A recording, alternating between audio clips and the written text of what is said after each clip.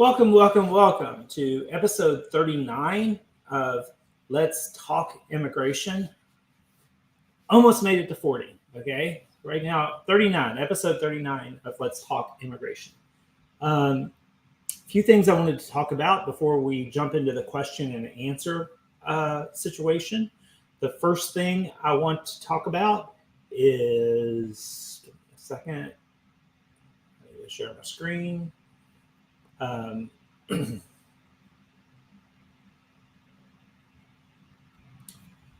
blog entry that I have that my team has posted that I put together about the Freedom of Information Act request production that we got this week. It's a recording of a meeting with the visa office and individual consulates where there was a question and answer session, and the consular officers and the consular chiefs asked questions and got very frank answers, sometimes disturbing answers, sometimes the correct answers, some different kinds of answers.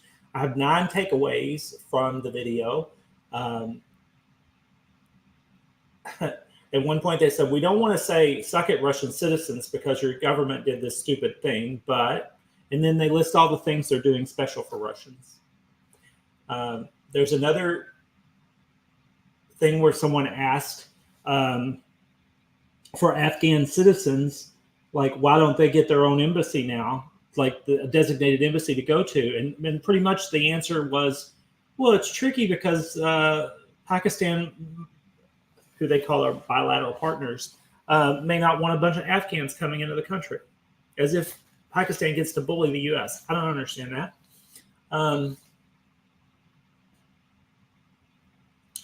So lots of different questions and answers that give insight to how things work at the State Department in their own words. You can hear them talk. 5210 is the most very interesting thing where they talk about how each embassy is deciding to focus on different categories, and it's causing disparate outcomes because some embassies focus on DVs and some focus on family base. And this is what I warned about. This is what the Sonny, Santos, and Wilson lawsuits were about. We said this would happen. If you give the consulates 100% discretion to choose their favorite categories, things are going to be kind of crazy and chaos. And so we warned them about that. But anyway, if you go to our website, click up here to more, then you can go to blog, and then you can find this this recording. And if you're bored, I recommend you listen to it. Several times it goes beep, where they're saying things they don't want you to know. Okay. Okay. Second thing I want to talk about is, I want to do another screen share. DV 2023. It was revealed on Twitter today that a USCIS representative has told an attorney, Nicolette Glazer, that the reason they cannot schedule the DV 2023 selectee for an interview within the U.S. is because there are no longer visa numbers available for DV 2023 selectees. They've all been reserved. I will say the State Department and USCIS have not always communicated well on that topic, which is one of the reasons they issued more visas last year than were congressionally allotted. But this does suggest to me that they are this year going to reach and probably exceed the allotted numbers of DV 2023 visas, green cards that they have available. Another piece of information that supports that view is the website that is not a government website, but it collects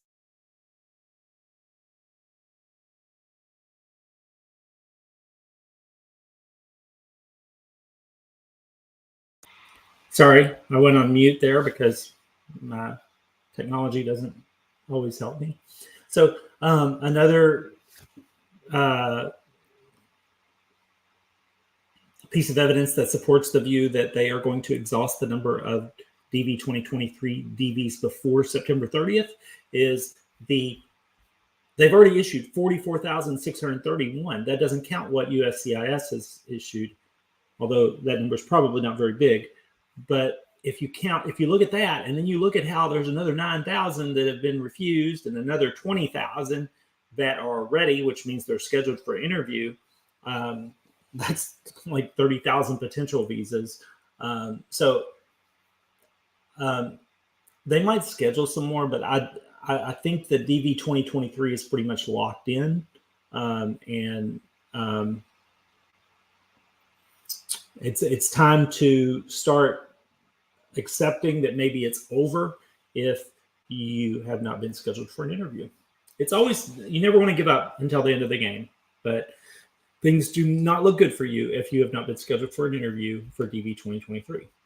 Also, to clarify, we are not accepting DV 2023 selectees as clients. I just like to share this information because I think it is interesting.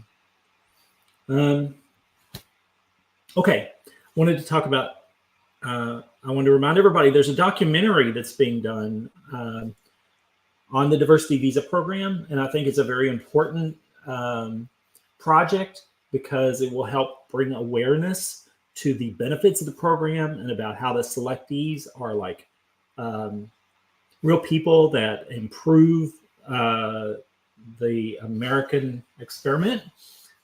So let's leave this up here for a second. It's called The Lottery Project is the working title of the documentary, but go to this website.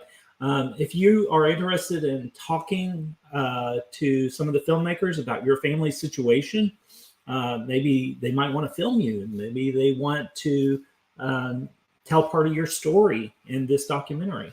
They are still at the phase right now where they are talking to people, and so they're looking for people to talk to. So there you go. masa.film/diversity-visa-lottery. Leave that up there, Isabella, so that people can see it. And I'll go ahead and look over here at questions. Alex says, save DV 2020. Hey, Alex, I've done a lot to do that. And right now, we are waiting for the outcome of the appeal. Prashant says, any news regarding the Good Luck case? The answer is no. We are still waiting on the outcome of the Biden administration's appeals. So we're waiting on the opinion of the 3-judge panel that heard oral arguments in September. So no news. Okay, Vladimir says, okay, I'll go ahead and switch to this. He says, do you know what cases the Court of Appeal is dealing with at the moment? And is it possible to track the current queue of court cases of the Court of Appeals? Hundreds of cases. It probably is possible. If that were my job, it's not. It would be a very big project for someone to track that information. I just saw an order that came out of the Court of Appeals this week that involved 3 of the convictions for the January 6th attempted coup at the U.S. That there were criminal convictions, and a 3-judge panel had issued an opinion that's going to have repercussions and consequences for other trials. So they do hear serious questions, right? But we do not have capacity, nor do we have access to all the cases that they are hearing. So, and I do not have the capacity to explore that, because here's the thing. Even knowing that information, it's not going to change anything. It's not going to change your outcome. If you're curious and you want to explore it, just Google District Court of Columbia, Court of Appeal in the news bar of your Google, and you'll see some of the other cases that have been appealed there. Okay. James says, good afternoon. Good afternoon, James. Prashant says, what do you think? How many plaintiffs in Good Luck will get interview chance in KTM Embassy? I don't know, Prashant, because of a few reasons. One, I don't know when the outcome of the appeal will happen, and I don't know what's going to be going on at that embassy when the outcome of the appeal happens, and I don't know what the prerogative of the consular chief will be that day, whether they will be wanting to issue DVs from prior years or whether they will be wanting to issue tourist visas, because these embassy consular chiefs are now in positions of power to determine what kind of visas get issued. It's a matter of time before that gets corrupted, by the way. Someone's going to bribe a consular chief, hopefully none of my clients, to issue a certain kind of visa. And then they're going to realize how stupid this policy ever was. But I guess we have to wait for that to play out. Okay. Tubab says, hello, Mr. Curtis. Hello, Tubab.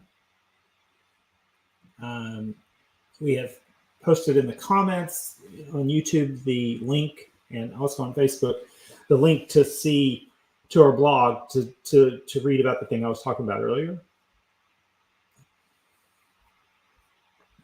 And also we posted a comment with the screen share I showed about the statistics for DV 2023 selectees.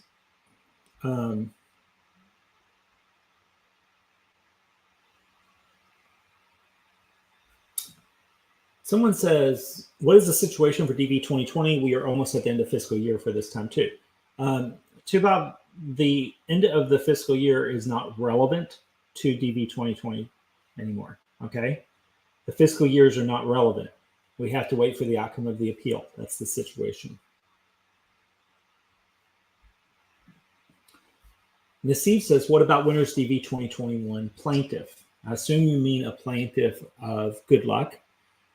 If you're a plaintiff of the good luck case, then you have to wait for the outcome of the good luck appeal. And then after that outcome, we have to go to summary judgment. The government's filed a motion for summary judgment. We filed a motion for summary judgment. Judge Mehta will have to make a ruling on both of those motions. A question I got today in a Telegram group was, could you urge Judge Mehta to expedite the decision? Some of my co-counsel may have a different view on this, but my view is absolutely not, because judges are in the best position to determine what cases are prioritized in their docket and how their work should be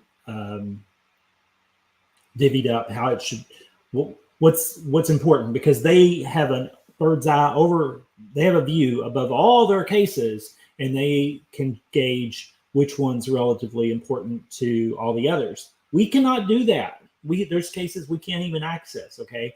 So, and a lot of the cases before Judge Mehta and the District Court of Columbia involve the heart of our government. Like I saw where Judge Chutkan, who was our judge in Ray and also was the judge in the 2017 DV case Amakrami, she's overseeing the trial of ex-president Donald Trump, the criminal trial, okay?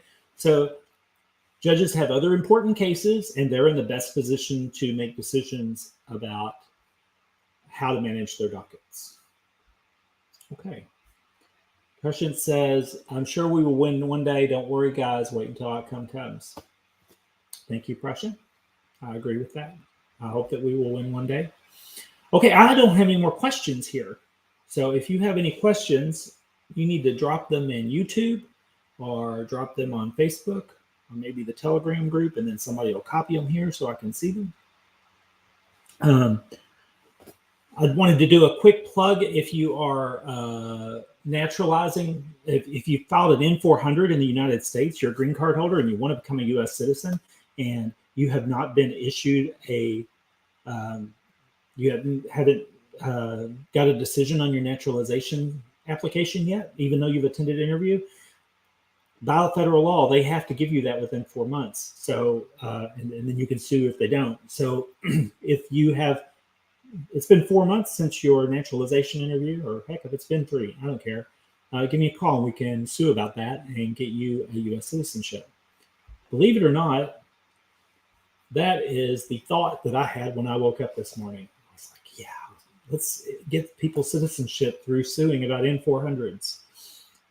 I know other people get to dream about vacations and new cars and things, and I'm dreaming about mandamus lawsuits for M400s.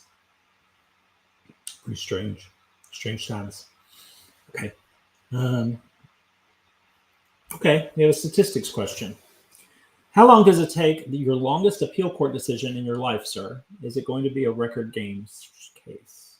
Record Gomez case? Well, let's not talk about my life, because two things: I'm old, and then the second thing is I haven't been an attorney that long. I've only been an attorney since 2018. I came to the law late in life. But sometimes appeals take a long time. I've heard of appeals taking a few years. I've heard of appeals being a lot quicker than that. When an appeal deals with novel, complex issues such as immigration law, they often take longer. I'm not really going to get in the business of guessing when the appeal comes. Some other attorneys are okay doing that. I'm not. I think it's presumptuous to try to say what a judge will do and when they will do it.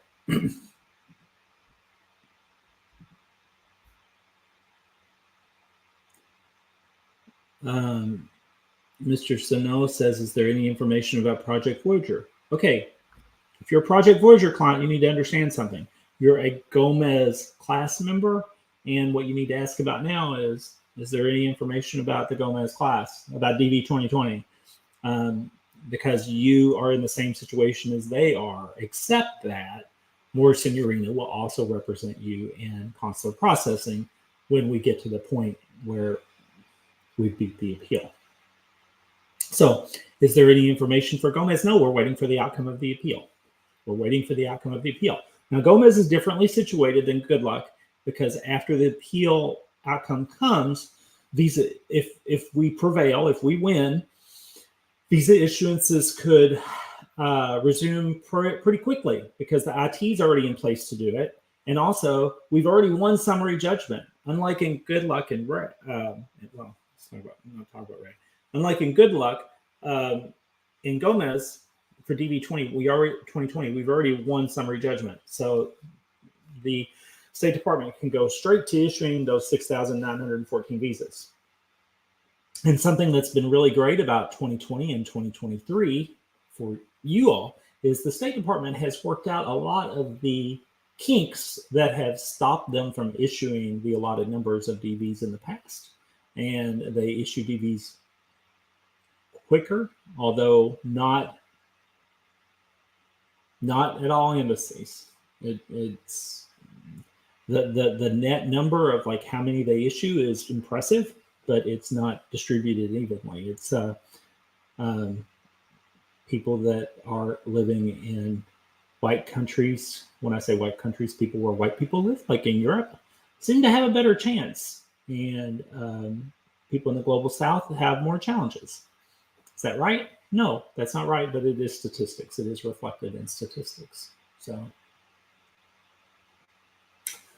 when I say it is reflected in statistics, I don't want you to think that I'm making that up to make a political point or something.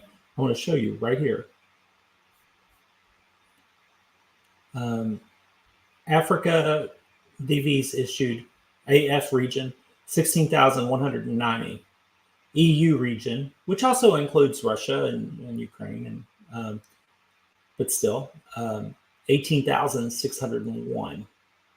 So the diversity visa program is issuing more diversity visas to the EU categories than the AF categories. EU stands for Europe and AF stands for Africa. Just pretty crazy, in my opinion. Okay, I don't see any other questions.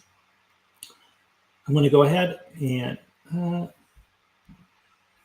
Baya says DV Lottery 2020. Okay. We are waiting for the outcome of the appeal. That's not changed. If you're my client, you need to understand that when I have an update about this, I'm going to tell you. You don't need to ask me all the time. When I have an update, I'm going to share that update. We still have what was called MailChimp, that thing where we can email you all at once, we'll let you know. We're not going to keep it a secret from you. And if you're a Gomez class member, the Gomez Class Council is not going to keep it a secret from you either. So when we have an outcome of that appeal, we're going to share that information. Okay, you're going to find it out. Preston says, who will be our defender in a 3-judge panel for the outcome of the appeals?